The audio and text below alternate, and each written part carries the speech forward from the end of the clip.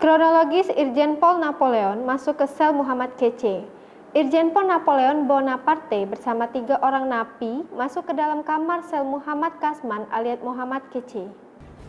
Malam itu, waktu menunjukkan sekira pukul 00.30 waktu Indonesia Barat. Saat itulah kronologi awal penganiayaan yang dilakukan oleh Jenderal Bintang 2 tersebut kepada YouTuber Muhammad Kc terjadi. Hal ini diungkapkan oleh Direktur Tindak Pidana Umum Bareskrim Polri, Brigjen Pol Andi Rian.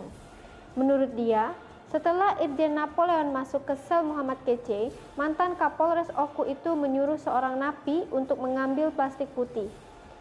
Ternyata plastik itu berisi kotoran. Dengan menggunakan kotoran itulah Napoleon kemudian melumuri Muhammad Kc. Setelah itu, kata Andi, berlanjut pemukulan atau penganiayaan yang dilakukan Napoleon kepada Muhammad Kc. Penganiayaan itu terjadi selama kurang lebih 1 jam, yaitu hingga pukul 1.30. Hal ini diketahui berdasarkan pemeriksaan CCTV.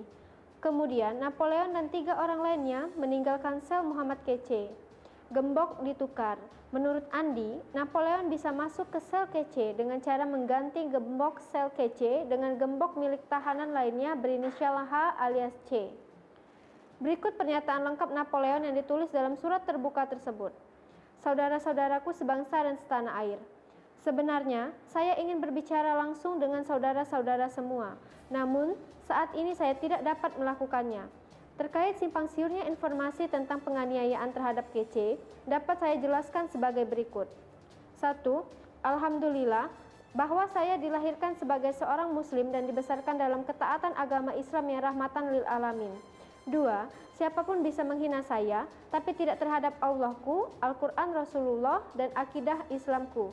Karenanya, saya bersumpah akan melakukan tindakan terukur apapun kepada siapa saja yang berani melakukannya. 3. Selain itu, perbuatan Kc dan beberapa orang tertentu telah sangat membahayakan persatuan, kesatuan, dan kerukunan umat beragama di Indonesia. 4. Saya sangat menyayangkan bahwa sampai saat ini pemerintah belum juga menghapus semua konten di media yang telah dibuat dan dipublikasikan oleh manusia-manusia tak beradab itu. 5. Akhirnya, saya akan mempertanggungjawabkan semua tindakan saya terhadap Kc apapun resikonya.